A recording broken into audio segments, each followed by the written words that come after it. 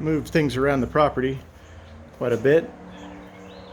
Still looks like a mess, but this is the trailer that's loaded up. Got the camper over there in the corner.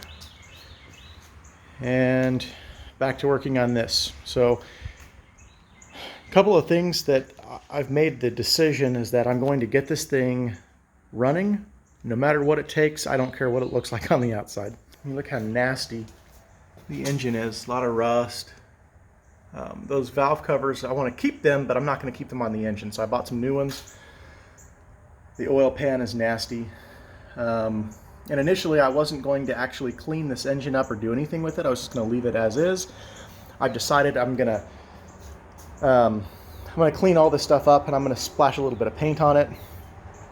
I ordered my new front runner system, so all my pulleys and everything, and the water pump. I'm going to get a new water pump too, new alternator, pulleys, and I'll be converting to an electric fan. I've got a radiator on order. One of the big things, of course, is going to be the exhaust, and I'm not sure how I'm going to get to that yet. First thing I want to do, though, that I'm worried about, is this is a custom drive shaft. Had that built locally. I didn't do it. I'm not that good. And so I'm going to try to get that drive shaft installed and make sure that I'm not going to run into issues with hitting the frame. And if I do, I have to figure out how I'm going to go about correcting those issues, and whether or not I have to adjust the pinion angle. If I do have to adjust the pinion angle, how much, or if it's going to be possible to shim the rear end, whether it be up or down. So that is what I'm doing right now. As far as the rest of this stuff, it's happening in the near future. So here there's a crack in the sheet metal here. So I'm going to get this rust cleaned up, and see a lot of this stuff wasn't even sandblasted. The whole back of it was not sandblasted because of just the heat of the sandblaster. The guy that did the blasting didn't want to risk warping and damaging the metal. So I'm going to fill in this hole. I'm going to clean this stuff up when the weather clears. So as you can see, it's all rainy and nasty. I'll be getting the rest of the cabin to epoxy. Looks like the rest of the stuff is good, but this right here needs to be cleaned out, and I need to hit that with epoxy. So, like I said, everything's just trying to get all of this cleaned up and ready to go so I can actually drive it. Okay, so what I've got here is a digital angle finder. The way this works is basically it's just a digital level. It's got a magnetic base. Turn it on, and it tells me that right now the truck's got a slight forward lean. Looks like 1.37 degrees. So ideally I want to get the angle of my rear end and the angle of the output shaft on the transmission within 1 or 2 degrees of each other. The closer the better. So first thing I'm going to do is level out the truck. So I've got the truck leveled out, front to rear. So now I can set it on this angle and then the output shaft for the transmission and see what I've got. I've got 84 3/4. All right, and I've got 87 degrees over here. I've got a difference of about 3 degrees, really close. All right, so I come over here, and if I zero this out,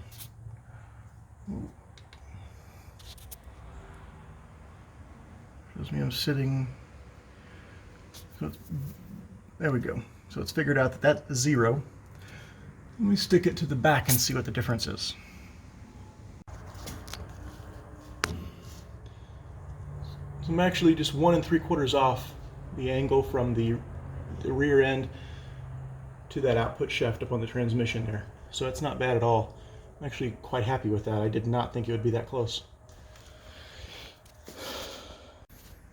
Okay, now to avoid any kind of confusion also, note that the pinion angle here is kicking up, and the output shaft on the transmission is kicking down. Get down there and take a look at that. You see how the transmission output shaft is angling down. So these two, between the output shaft and then the the angle over there, these two are within one, what did it say, 1 3/4 degrees of each other. That one's angled up and this one's angled down. For the types of U-joints that I have, that should be okay. I won't know until I get down the road with it on a test drive and see if I've got any kind of crazy vibration. But if I do, then it's so slight that I can shim the rear end to move it however I need to.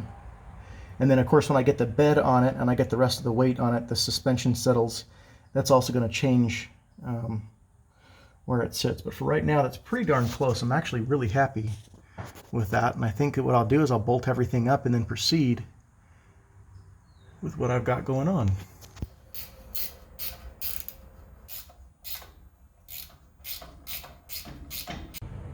All right, so there it is. Get it bolted in over there. And it looks like all my measurements were correct. I got about an inch, a little bit more than an inch, all things considered. Not bad. Not unhappy with that at all. This transmission is gross.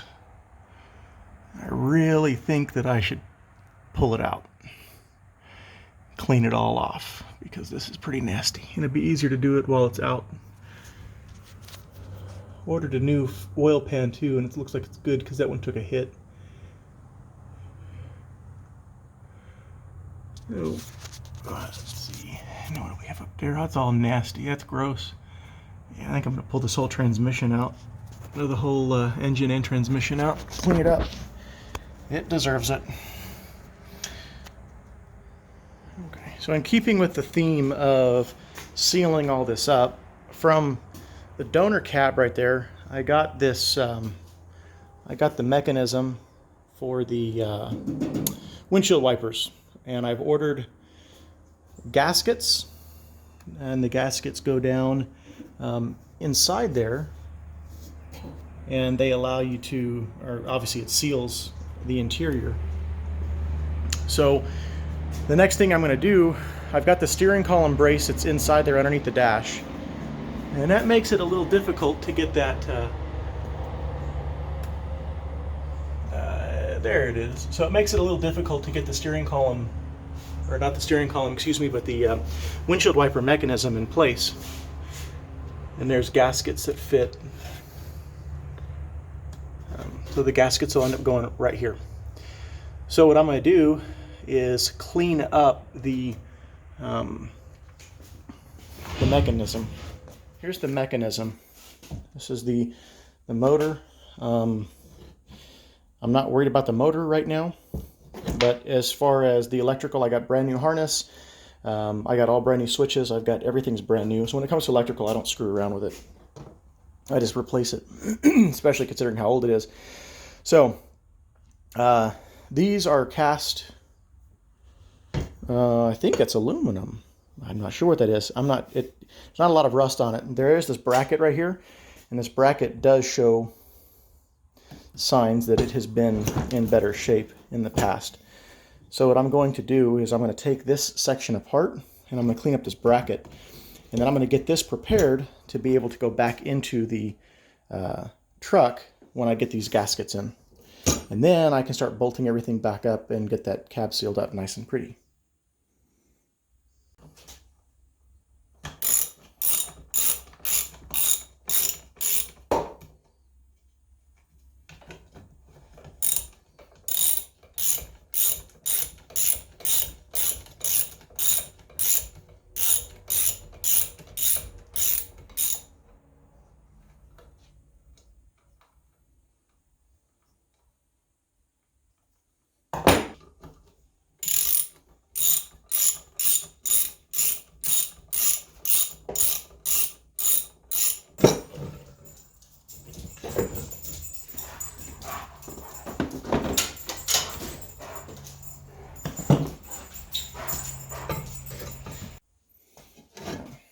I was able to get that off by removing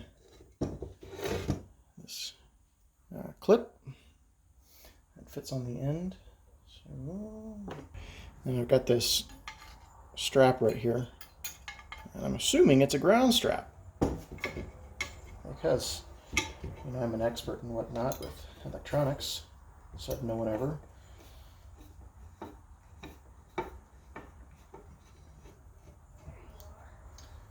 Well, set that aside. And these are in good shape. I'm just gonna clean them up a little bit. And take these. I'm gonna clean these up. I got this rubber. I was trying to get this rubber off, but I'm thinking it's kind of stuck on there, and I'm not sure what those are. If those are replaceable things. So I'm gonna work around them for now. I'm gonna clean this bracket up and get it ready to go. And so hopefully I have all of this stuff cleaned up and ready to go and back into the truck before the gaskets get in. And that way I can just slap the gaskets on there and bolt it into the cab and seal up that portion of it.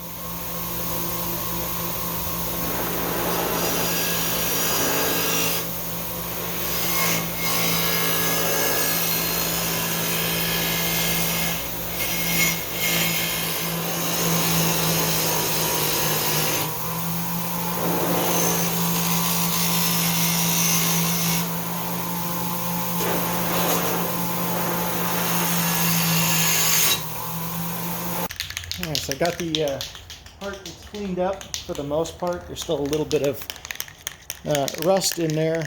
I did that on purpose. I wanted to try something out. I found this clean metal primer.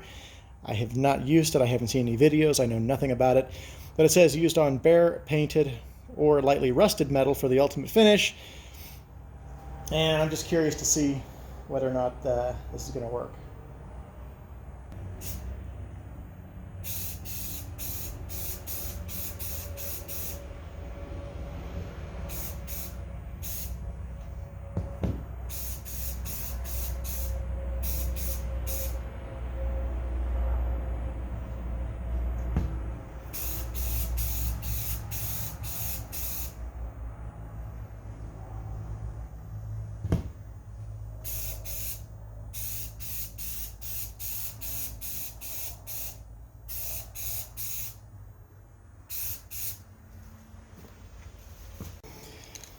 Top coat, just Rust-Oleum gloss enamel, black. Nothing special. This is going under the dash. It's not even going to be seen. It's just when I'm in there looking at or doing wiring and everything else, I don't want to see. I don't want to see yucky looking, rusted, nasty metal inside the cab ever again.